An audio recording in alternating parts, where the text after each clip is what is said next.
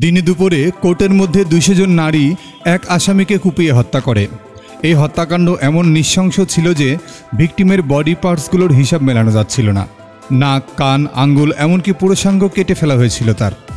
কিন্তু কেন এই নারীরা এমন কাজ করলো? এই হত্যাকাণ্ডের পর ওই নারীদের সাথে কি হয়েছিল জানতে শেষ পর্যন্ত ভিডিওটি দেখতে থাকুন। আজকে আপনারা দেখতে চলেছেন 2021 সালে হিন্দি ভাষায় মুক্তিপ্রাপ্ত মালায়ালাম ক্রাইম থ্রিলার 200 হাল্লাহো মুভিটি।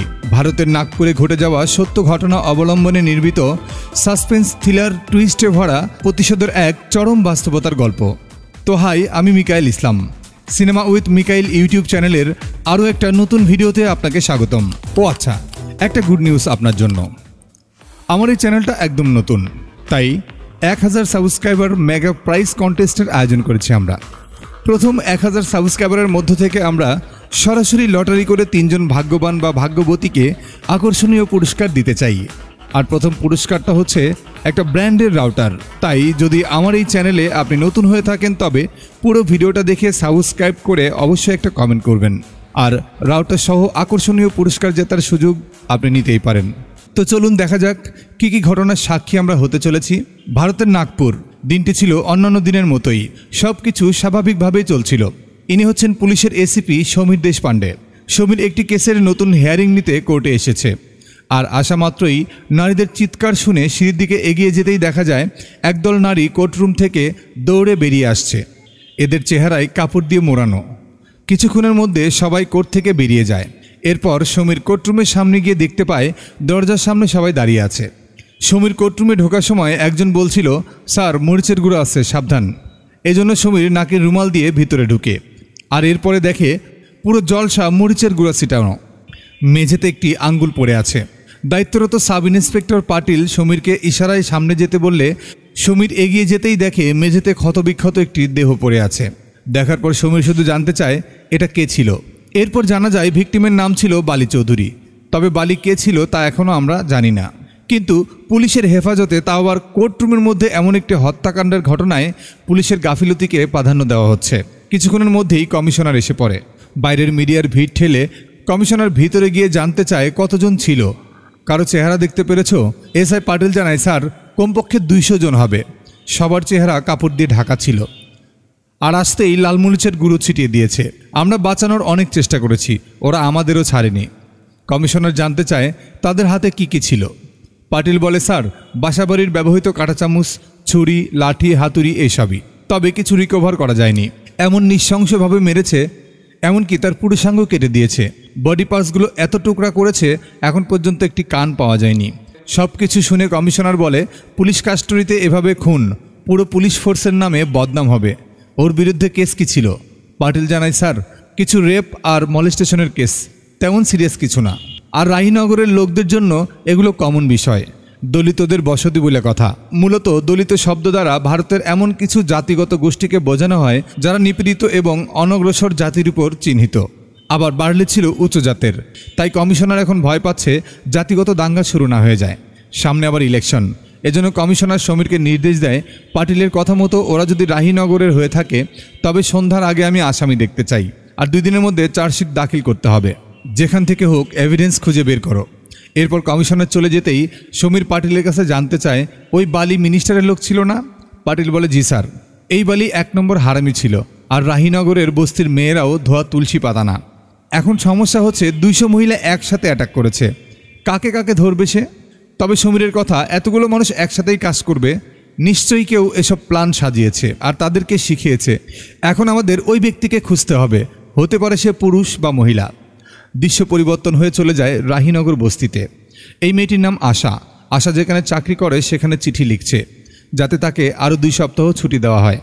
আশার মা বলছিল, যা হওয়ার হয়ে গেছে, এখনও সময় আছে, তুই ফিরে যা। তুই এসেছিসই বা কেন এই নরকে? কোনো পরিবর্তন আসবে না। এক শয়তানকে মারলে আরেক শয়তান এসে জায়গা নিবে। কিন্তু আশার কথা, তোমাদেরই ভয়ে এসব হচ্ছে। আমি পালিয়ে গেলে তো সব সমাধান হবে না, তাই না? আর আমি যেহেতু কোনো অন্যায় করিনি, তাহলে আমি কেন পালাতে যাব? আমি এর শেষ দেখতে চাই। এখন আমাদের কথা পুলিশের শুনতেই হবে। আরেকটা দৃশ্যে আমাদের বিত্তাল দাংলে নামের একজনকে দেখানো হয়। বিত্তাল দাংলে একজন সুনামধন্য জাস্টিস। আজই চাকরি জীবন শেষ করে অবসরে এসেছেন। দাংলে একজন সৎ এবং নিষ্ঠাবান ব্যক্তি। এবং আইনের প্রতি তার অগাধ শ্রদ্ধা। এমনকি আইনের প্রতিটি বিষয়ে সে খুবই পারদর্শী। অন্যদিকে কমিশনারের নির্দেশে এসআই পাতিল ফোর্স নিয়ে রাহিনগর এসেছে। পাতিল মাইকিং করে বস্তির সবার উদ্দেশ্যে বলে, তোমরা যদি কোনো অন্যায় না করো তাহলে তোমাদের ভয় পাওয়ার কিছুই নেই। 5 মিনিটের মধ্যে এই মহল্লার যত মহিলা আছে সবাই আমার সামনে হাজির হও। তখন মহল্লার মহিলারা চিন্তা করে যদি তারা না যায় তাহলে পুলিশ হয়তো তাদের ঘরে ঢুকে পড়বে। তাই পুলিশকে আটকাতে মহল্লার সব মহিলারা ওই পুলিশের সামনে এসে হাজির হয়। সবাইকে দেখে পাটিল প্রথমেই তাদেরকে নিয়ে বাজে বাজে মন্তব্য করে। এরপর বলে, একদিন না একদিন পুলিশ সব তথ্য বের করে ফেলবে। তোমাদের জন্য ভালো হবে নিজেরাই স্বীকার করে স্যারেন্ডার করে নাও, তাহলে তোমাদের সাজা কম হবে। পাটিল নির্দেশ দেয়, যারা যারা সকালে কোর্টে যাওনি তারা এই দিকে দাঁড়াও। কিন্তু মহিলারা তার এই কথা না শুনে সবাই পাতিলের দিকে এগিয়ে যাচ্ছিল। এটা দেখে পাটিল ভয়ে উত্তেজিত হয়ে ওঠে এবং পাশে দাঁড়িয়ে থাকা এক গর্ভবতী নারীকে এদের লিডার সন্দেহ করে তাকে ভ্যানে তুলে নেয়। এরপর বয়স্ক একজনকে বলে, তুমি তো বালির বিরুদ্ধে প্রথম কমপ্লেন করেছিলে, তাই না? তুমি মারতে পারো। এভাবে পাটিল 5 জনকে ভ্যানে তুলে নেয়। এদিকে পুলিশের কর্মকাণ্ড দেখে আশা এগিয়ে আসছিল। তখন অন্যরা বোঝায়, তুমি দূরে থাকো, তুমি যদি ওদের সাথে জড়িয়ে যাও ওদেরকে কে বাঁচাবে? এই জন্য আশা চুপ হয়ে যায় আর পাটিল ওই 5 জন নারীকে থানায় নিয়ে যায়। তবে সন্ধ্যা নাগাদ আশা লোকজন নিয়ে থানায় গিয়ে এর প্রতিবাদ করতে থাকে। তার কথা, এভিডেন্স ছাড়া, ওয়ারেন্ট ছাড়া এভাবে কাউকে অ্যারেস্ট করতে পারে না। তখন এক লেডি কনস্টেবল এসে আশাকে বোঝায়, খামাখা ঝামেলায় জড়িও না, তোমাকেও জেলে যেতে হতে পারে। সাধারণ কোনো ঘটনা ঘটেনি, চুপচাপ বাড়িতে চলে যাও, আমরা এদেরকে জিজ্ঞাসাবাদ করে বাড়ি পাঠিয়ে দিব।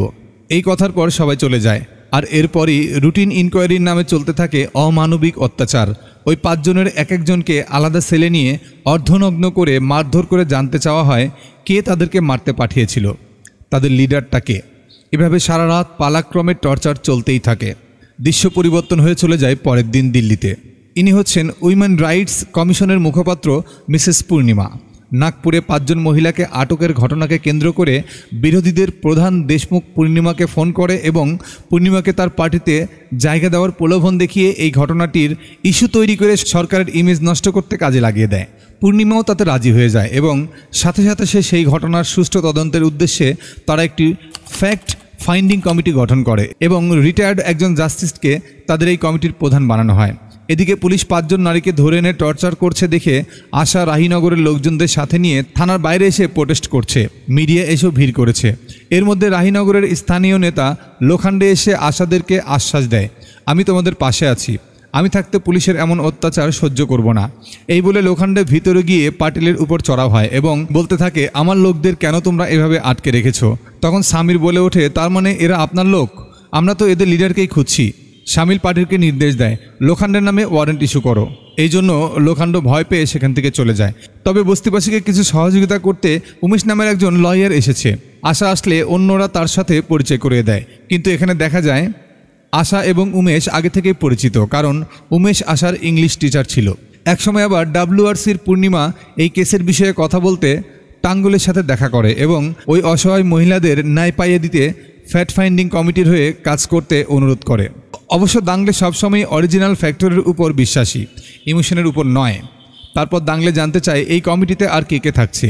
পূর্ণিমা বলে, সেশন কোর্টের ইয়াং অ্যাডভোকেট আনোয়ার শেখ, নাগপুর ইউনিভার্সিটির প্রফেসর অভিনাশ আফসারে এবং সিনিয়র রিপোর্টার পূর্বা সানি। এরা সবাই মূলত সুবিধাবঞ্চিতদের নিয়ে কাজ করে, তাই এদের দ্বারাই ফেয়ার রিপোর্ট আশা করা যায়। পূর্ণিমার কথায় রাজি হয়ে দাঙ্গলে অন্যদেরকেও ডাকে এবং প্রথমেই তাদের বলে দেয় এই কেস নিয়ে কাজ করার সময় যার যার জাজমেন্ট আছে এবং পূর্বের যে সকল অভিজ্ঞতা আছে তার সম্পূর্ণরূপে ভুলে যেতে হবে। কিন্তু পূর্বা বলে, স্যার, পুলিশের কাছে কোনো উইটনেস নাই, ফরেন্সিক এভিডেন্স নাই। প্রথমত তারা তাদেরই কাস্টডিতে থাকা আসামিকে খুন হওয়া থেকে বাঁচাতে পারেনি। এরপর এখন কোনো এভিডেন্স ছাড়াই র্যান্ডম 5 জন মহিলাকে তারা অ্যারেস্ট করেছে, এমনকি লকআপে তাদের সঙ্গে অমানবিক অত্যাচার করছে। দাঙ্গলে জানতে চাই, তুমি কি করে জানলে যে পুলিশের কাছে কোনো এভিডেন্স বা আই উইটনেস নেই? ক্রিমিনাল প্রসিডিওর কোড চ্যাপ্টার 5 অনুযায়ী পুলিশ কোনো ওয়ারেন্ট ছাড়াই 1-এর অধিক অ্যারেস্ট করতে পারে। আর পুলিশ কাস্টডিতে কারো মৃত্যু হয়নি, এটা প্রিপ্ল্যান মার্ডার ছিল, তাও কোর্টের মাঝখানে। এটা শুধু পুলিশের জন্যই না, পুরো লিগ্যাল সিস্টেমের জন্য লজ্জাজনক। আর আমরা এখানে কোনো জাতি, বর্ণ, গোত্র বা লিঙ্গের উপর ভিত্তি করে জাজমেন্ট দিতে আসিনি। আমাদের মূল কাজ হবে ফ্যাক্টগুলোকে খুঁজে বের করা, ওই দিন আসলে কী ঘটেছিল, তারপর রিপোর্ট বানানো এবং আসল অপরাধীকে ধরিয়ে দেওয়া। অন্যদিকে সমীরের মাধ্যমে কমিশনার জানতে পারে যে WIC ফ্যাক্ট ফাইন্ডিং কমিটিতে দাঙ্গলেকে সভাপতি করা হয়েছে। দাঙ্গলের নাম শোনা মাত্রই কমিশনার একটু চিন্তায় পড়ে যায়। এবং সমীরকে বলে বিত্তাং দাংলে আমাদের জন্য হুমকি হয়ে দাঁড়াবে, তাই তারা রিপোর্ট জমা দেওয়ার পূর্বেই এই কেস সলভ করো। আবার আশা এবং উমেশও কেস করার প্রস্তুতি নিচ্ছে, তারা সকল ডকুমেন্ট তৈরি করছে। এখানে তাদের কথায় আমরা এটাও জানতে পারি আশা এবং উমেশ একে অন্যকে পছন্দ করত, কিন্তু হঠাৎ করে আশা কোনো কিছু না বলে চলে এসেছিল। এখানে উমেশ জানতে চায় আমাকে তুমি পছন্দ করো না? এর উত্তরে আশা বলে সেটা বিষয় না, তুমি ব্রাহ্মণ পরিবারের ছেলে, তোমার পরিবার কখনো একজন দলিত মেয়েকে তার ছেলের বউ হিসেবে মেনে নিবে না, তুমি সিম্পেথি দেখালেও সমাজ মানবে না। কিন্তু উমেশ বলে দেখো আশা, আমি আমার পরিবারের সাথে থাকি না, এখানে থেকে ল প্র্যাকটিস করি। যারা অসহায় বিনা পয়সায় তাদের কেস লড়ে দেই। সমাজকে বদলাতে কাউকে তো শুরু করতে হবে। এটা শোনার পর আশার মনের মধ্যে আশার আলো জেগে ওঠে, মানে পুরনো ভালোবাসা আবার জমে উঠেছে। দৃশ্য পরিবর্তন হয়ে চলে আসে পরের দিন সোজা মর্গে। দাংলে তার কমিটির মেম্বারদেরকে নিয়ে বডি পর্যবেক্ষণ করতে এসেছে। এসিপি সমীর নিজে তাদেরকে অ্যাসিস্ট করছে। পোস্টমর্টেমকারী ডক্টর জানায় টোটাল 13টি ক্ষত হয়েছে, এমনভাবে কোপানো হয়েছে হাড় পর্যন্ত ক্র্যাক হয়ে গেছে। বডি থেকে 2টি কান, 7টি আঙ্গুল এবং যৌনাঙ্গ কেটে ফেলা হয়েছে। অনেক জায়গা থেকে মাংস কেটে ফেলা হয়েছে। সত্যি বলতে এমন খুন আমি আমার জীবনে দেখিনি। দাংলে বলে এটাকে মার্ডার না, এক্সিকিউশন বলে। ওকে সর্বোচ্চ শাস্তি দেওয়া হয়েছে, কিন্তু প্রশ্ন হচ্ছে কেন? ডাক্তার বাল্লির চেহারা দেখতে গেলে এমন বিভস্ত অবস্থা দেখে কমিটির অন্যরা সহ্য করতে না পেরে দ্রুত বাইরে চলে যায়। এরপর দাংলে পোস্টমর্টেম রিপোর্ট দেখে ডক্টরের কাছে জানতে চায় এখানে ব্লাড রিপোর্ট মিসিং কেন? ডক্টর একটু আমতা আমতা করছিল। এই জন্য দাংলে হেসে বলে যাই হয়েছে সত্যিটা খুলে বলুন। এরপর ডক্টর জানায় ব্লাডে অ্যালকোহলের ট্রেস ছিল, এই জন্য মিসিং। এটা শোনার পর দাংলে বলে কারো স্বীকারোক্তি তখনই এভিডেন্স হয় যখন তার পাশে কোনো সাক্ষী থাকে, আর আমার সহকারীরা যেহেতু আমার সাথে নেই তাই প্রমাণ ছাড়া আমিও আর কোনো কথা বলবো না। কারণ রক্তে যে অ্যালকোহল ছিল ডাক্তারের স্বীকারোক্তি দ্বারা প্রমাণ করা যাবে, অন্য কোনোভাবেই এখন তা প্রমাণ করা সম্ভব না। এখান থেকে ফিরে আনোয়ার আর প্রফেসর কিছু তথ্য সংগ্রহ করে দাংলেকে জানায় যে বালির এখানে একটি গুদাম ছিল। বড় ব্যবসায়ী এবং পলিটিশিয়ানরা তাদের ইম্পোর্টের মালামাল এখানে রাখত। আনোয়ার কিছু ডকুমেন্টস দেখায় এবং বলে 10 বছর আগে বাল্লির নামে একটি মলেস্টেশন কেস হয়েছিল। এরপরে 10 বছর আর কিছুই নেই। পরিবারের তথ্য অনুযায়ী বাল্লি একজন সাধারণ পারিবারিক ব্যক্তি ছিল। পূর্বা জানতে চায় তাহলে এই 40টা এফআইআরের কি হলো? সব একদিনই দায়ের করা হয়েছে? এমনকি এইসব কেস নারী কেন্দ্রিক, রেপ, মার্ডার, মলেস্টেশন, এই সকল কেস যে কারণে পুলিশও বাধ্য হয়ে বাল্লিকে অ্যারেস্ট করেছিল। সব শুনে দাংলে বলে 10 বছরে কিছু হয়নি, হঠাৎ একই দিনে 40টি এফআইআর, তার মানে দাঁড়াচ্ছে হয় ওই নারীরা মিথ্যা বলছে, নয়তো 10 বছর ওই বস্তিতে ল অ্যান্ড অর্ডার কিছুই ছিল না। পূর্বা বোঝানোর চেষ্টা করে ওই বস্তিতে বাস করা সবাই দলিত, আর সমাজ তাদের সবাইকে নিকৃষ্ট চোখে দেখে, তাই তাদের উপর হওয়া অন্যায় অবিচারের বিরুদ্ধে তাদের রুখে দাঁড়াতে হয়তোবা 10 বছর লাগতেই পারে। তবে দাংলের কথা, পুলিশ তাদের অপরাধী মনে করছে, তুমি ইনোসেন্ট ভাবছো, কিন্তু আইন এভিডেন্স ছাড়া কোনো কথা বলে না। তাই আমাদের ওই বস্তিতে গিয়ে সব বিষয়ে পর্যালোচনা করতে হবে। এর জন্য দাংলে আনোয়ার এবং প্রফেসরকে রাহিনগর গিয়ে সেখানকার মানুষের স্টেটমেন্ট নিতে বলে। ওদিকে কোর্টে আজ প্রথম হিয়ারিংয়ে উমেশ ওই 5 মহিলার জামিনের আবেদন করলেও কোর্ট ওই 5 নারীকে আরও 15 দিন পুলিশ কাস্টডিতে পাঠায়। তাদেরকে নিয়ে যাওয়ার সময় তারাবিয়া নামের একজন আশাকে দেখে বলে তুই এখনও যাসনি, তোর মাকে নিয়ে চলে যা, তুই অগ্রসর হলেই তো আমার নাতনি মিলির টেক কেয়ার করতে পারবি। আশা তাকে বলে দেয় যতক্ষণ তোমরা সারানা পাচ্ছ আমি এখান থেকে যাচ্ছি না। অবশ্য তাদেরকে নিয়ে যাওয়ার সময় উমেশ বলছিল আমার কেন জানি সন্দেহ হচ্ছে, মনে হচ্ছে পুলিশ এদেরকে দোষী বানানোর জন্য সব রকম প্ল্যান করে ফেলেছে। এই ব্যাপারটা পূর্ণিমা জানতে পেরে দাংলেকে কল করে এবং বলে পুলিশ ইনোসেন্ট নারীদেরকে দোষী দেখিয়েই কেস ক্লোজ করার পরিকল্পনা করছে।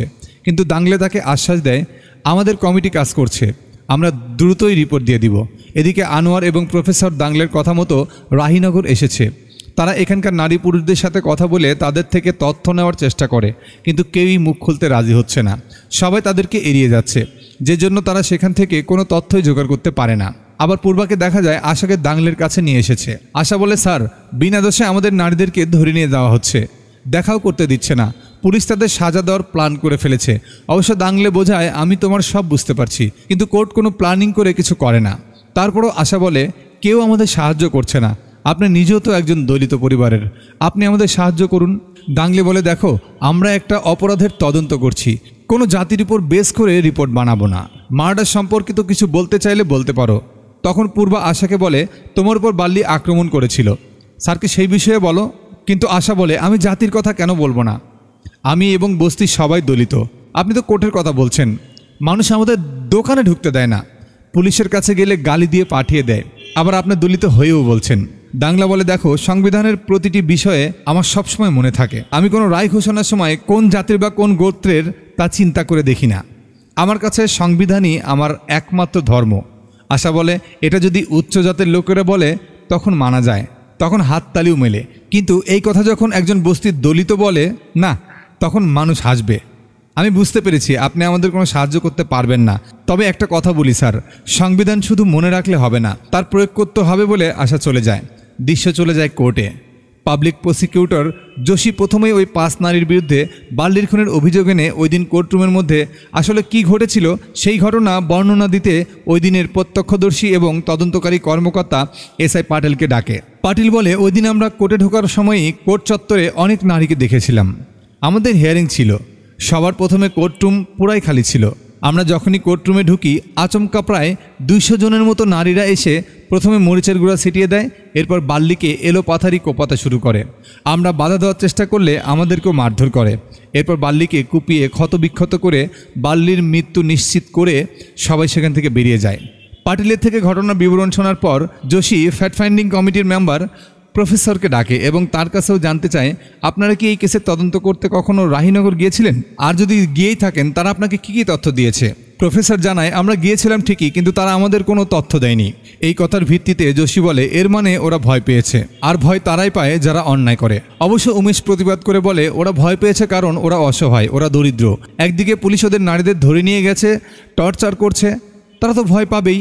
আর এসআই পাটিল বলছে, সেদিন এখানে 200 জন নারী ছিল, তবে কোন এভিডেন্সের ভিত্তিতে পুলিশ শুধু ওই 5 নারীকে অ্যারেস্ট করলো? উমেশ এসআই পাটিলকে একই প্রশ্ন করে। আর এর মধ্যে দাংলেকেও দেখা যায় কোর্টে এসেছে। উমেশের প্রশ্নের জবাবে পাটিল বলে, ওই দিন আমার উপরেও হামলা হয়েছিল, তখন আমি নিজে এদের 5 জনকে দেখেছিলাম। শুধু আমি না, আমাদের সাথে আরও একজন আসামি ছিল, রাজু গুপ্ত, সেও ওদেরকে দেখেছে। এরপর রাজুকে ডাকলে রাজু ওই দিনের ঘটনার বিবরণ দিয়ে বলে, সেও এই 5 নারীকে ওই নারীদের ভিড়ে বাল্লিকে খুন করতে দেখেছে। এই সকল তথ্য প্রমাণ আমলে নিয়ে কোর্টে 5 নারীকে দোষী সাব্যস্ত করে এবং যাবজ্জীবন কারাদণ্ড দিয়ে কারাগারে পাঠায়। রায় ঘোষণা করার পর ওই 5 নারীকে যখন কারাগারে নিয়ে যাওয়া হচ্ছিল তখন তাদের স্বজনদের আজাহারিতে পুরো কোর্ট চত্বর ভারী হয়ে ওঠে। এদিকে চেষ্টার পরেও সঠিক সময় তদন্ত রিপোর্ট জমা না দিতে পারায় দাংলে নিজেই কষ্ট পাচ্ছে। দাংলের ওয়াইফও তাকে বোঝাচ্ছে, চেষ্টা তো করেছো, এতে তো তোমার কোনো দোষ নেই। কিন্তু দাংলে তার মায়ের ফটোটিকে দেখিয়ে বলে, আমি দলিত বলে সবাই আমার অ্যাচিভমেন্টকে ছোট করে দেখত, সেই জন্যই আমি এই জাতিগত বিতর্কে যেতে চাইনি। ওই 5 নারীর মধ্যে একজন আমার মায়ের মতো ছিল। আইনের অনেক ফাঁকফোকর থাকে, কিন্তু তার নির্দিষ্ট উদ্দেশ্যে প্রত্যেককে ন্যায় বিচারের সুযোগ দেওয়ার জন্য আমাদের এই রিপোর্ট কোনো বড় ইফেক্ট না ফেললেও ওই 5 নারীকে অন্তত একটি সুযোগ দিতে পারত। আজ প্রথম আমার মনে হচ্ছে আইন তাদের বঞ্চিত করেছে, আমি তাদের বঞ্চিত করেছি। এদিকে উমেশ আশাকে জানায়, আমি হাইকোর্টে আপিলের জন্য সব ধরনের কাজ শুরু করেছি। একজন সিনিয়র লয়ারের সঙ্গেও কথা হচ্ছে, টাকা পয়সা লাগবে, তা আমি ম্যানেজ করে নিব, তুমি চলে যাও, তোমার সামনে পুরো জীবন পড়ে আছে। কিন্তু আশা বলে দেয়, আশা এখান থেকে কোথাও যাবে না। দৃশ্য চলে যায় পরের দিন। দাংলে প্রফেসরকে নিয়ে তারাবাইয়ের সাথে দেখা করতে এসেছে। প্রফেসর তারাবাইকে বলে, আমরা WRC থেকে এসেছি আপনার স্টোরি শুনতে, আপনার স্টোরি শুনে আমরা রিপোর্ট বানাতে চাই। তারাবাই বলে, আমাদের তো সাজা হয়েই গেছে, এখন আবার কিসের রিপোর্ট? দাংলে বলে, দেখুন তারাবাই, ওই দিন বাল্লিকে কেন মারা হয়েছিল। তারাবাই প্রথমে বলতে চাচ্ছিল না, কিন্তু প্রফেসর তারাবাইয়ের নাতনি মিল্লির কথা বলতেই তারাবাই কাঁদতে কাঁদতে সব বলতে শুরু করে। তারাবাই বলে, আমার মেয়ে ঋতু 8 বছর পর কিছুদিনের জন্য আমাদের এখানে এসেছিল, তখন মিল্লি অনেক ছোট। দৃশ্য ফ্ল্যাশব্যাকে যায়। 10 বছর পূর্বে কেউ এসে খবর দেয় বাল্লি ঋতুর সঙ্গে খারাপ ব্যবহার করায় ঋতু বাল্লি নামে কমপ্লেন করতে গিয়েছে। আর এরপর দেখা যায় থানায় বাল্লির নামে কমপ্লেন করায় বাল্লি এবং বাল্লির লোকজন ঋতুকে তাড়া করছে, ঋতু বাঁচার জন্য চেষ্টা করছে। তবে ঋতু নিজেদের বাড়িতে এসে পড়লেও তাকে বাঁচাতে বস্তির কেউ সামনে আসতে পারছিল না। বাল্লির বিরুদ্ধে পুলিশের কাছে কমপ্লেন করায় বাল্লি সবার সামনে ঋতুকে ধর্ষণ করে। শুধু তাই নয়, ধর্ষণের পর ঋতুকে ছুরি দিয়ে কুপিয়ে হত্যা করে এবং সবাইকে উদ্দেশ্য করে বলে, কেউ যদি তার নামে কখনো কমপ্লেন করতে দুঃসাহস দেখায় তবে তার পরিণামও এমনই হবে। তারাবাই বলে, ঋতুকে হত্যার পর মিলির বাবা আর মিলিকে নিতে আসেনি, তখন থেকে ও আমার কাছে আছে। তারাবাইয়ের কাছে তার স্টোরি শোনার পর দাংলে সিদ্ধান্ত নেয়, রাহিনগরে যে বাল্লির নামে মামলা করেছিল সবার সাথে সে দেখা করবে, তাদের সত্যিটা জানবে। অন্যদিকে উমেশ এবং আশা সেই নেতা মানে লোখান্ডর কাছে এসে তারা লোখান্ডকে বোঝানোর চেষ্টা করে যে আপিলের প্রসেস চলছে, হাইকোর্টের বিষয়ে খরচ অনেক হবে, কিন্তু এই অসহায় মেয়েটা টাকা কোথায় পাবে। সব শুনে লোখান্ড বলে দেয়, সামনে ইলেকশন, এখন সে কোনো কিছুর সাথে ইনভলভ হতে পারবে না। নির্বাচনে যদি জিততে পারে তখন না হয় দেখা যাবে। তখনই দৃশ্য পরিবর্তন হয়ে চলে আসে রাহিনগর বস্তিতে। দাংলে পূর্বা এবং প্রফেসরকে নিয়ে তারাবাইয়ের বাড়িতে এসেছে। ওই যে মেয়েটি দাঁড়িয়ে আছে, তারাবাইয়ের নাতি মিলি, পড়ালেখা খুবই ভালো। এর মধ্যে নেহা নামে একটি মেয়ে আসে। নেহা মূলত আশারই বন্ধু পূর্বা। আশা নেহাকে বলে, তোমার সাথে আর বস্তিবাসীদের সাথে যা কিছু হয়েছে দাংলে স্যারকে খুলে বলো। নেহা বলে, যেদিন আমরা ঋতু দিদিকে চোখের সামনে মরতে দেখেছিলাম ওই দিন থেকে আমরা একটা দুঃস্বপ্নের মাঝে জীবনযাপন করছি। দৃশ্য আবার ফ্ল্যাশব্যাকে যায়।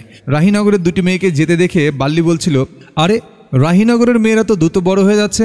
বাল্লি ওই মেয়ে দুটোর পিছিয়ে তার লোক লাগিয়ে দেয়, আর ওই লোক দুটি ওই মেয়ে দুজনকে ফলো করে তাদের বাড়ি চিনে আসে।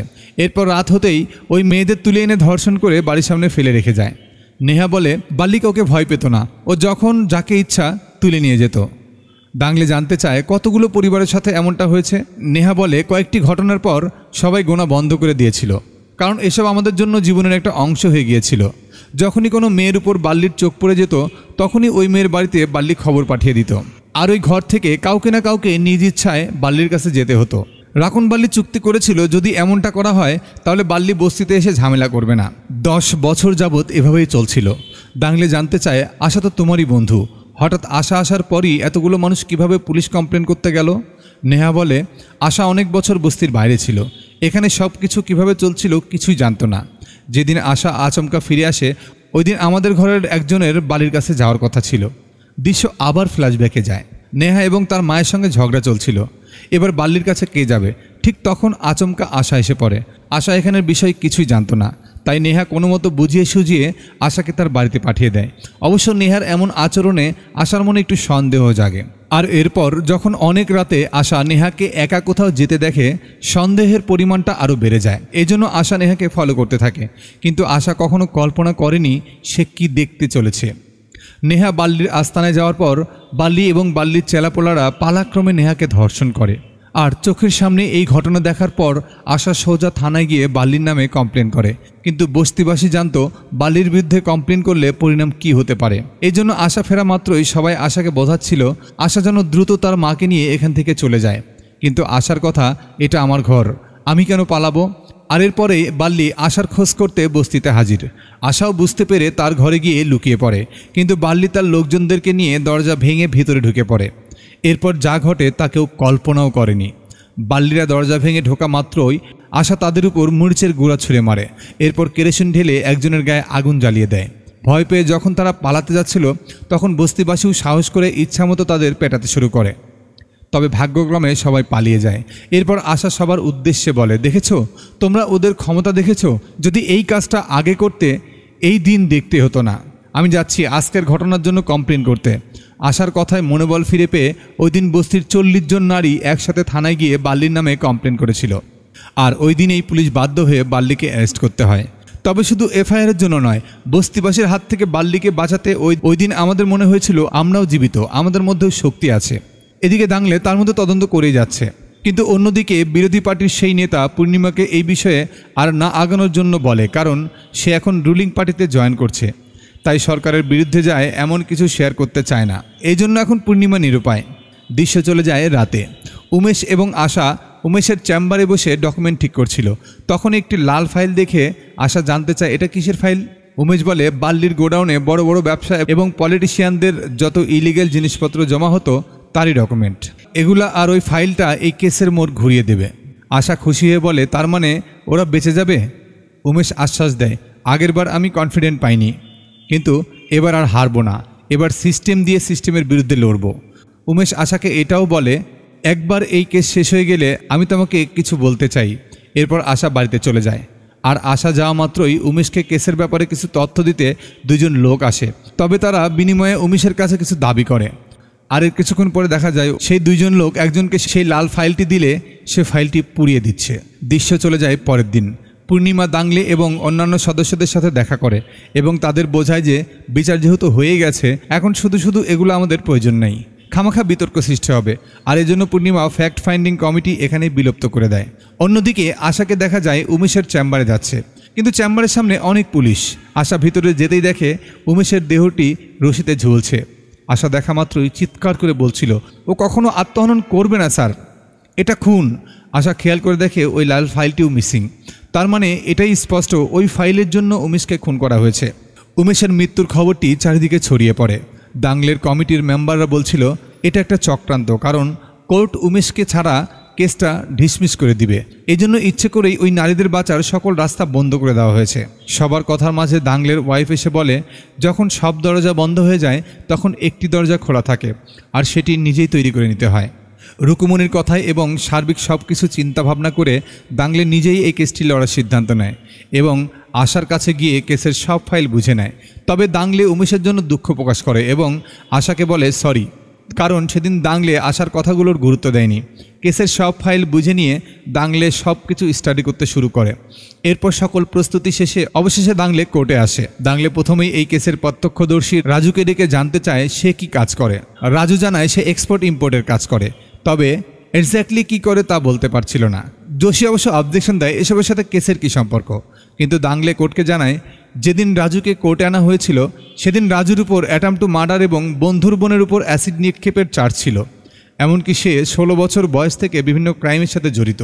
গত 10 বছরে 7 বছর সে জেলে কাটিয়েছে। এমন লোকের স্বীকারোক্তির ভিত্তিতে ওই 5 নারীকে যাবজ্জীবন কারাদণ্ড দেওয়া হয়েছে।